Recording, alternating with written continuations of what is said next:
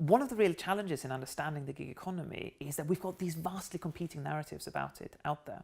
So to some, the gig economy is the harbinger of the future of work. To others, it's a return to medieval exploitation.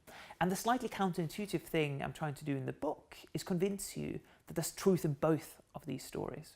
So when it comes to looking in more detail into the competing narratives about the gig economy, the first one I look into is this idea of the future of work.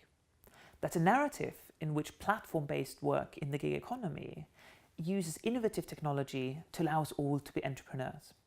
And what's not to like about this? So this is the idea that instead of having the boss breathing down your neck 9 to 5, telling you exactly what to do in the office or the factory, you've got the freedom to choose when to work, how to work, and what to do. And it's innovative technology that's also really great for consumers, not just for workers in the gig economy.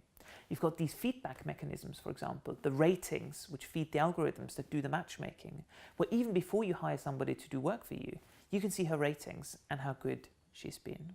It's not just about this future of work narrative. There's also a second story going on here.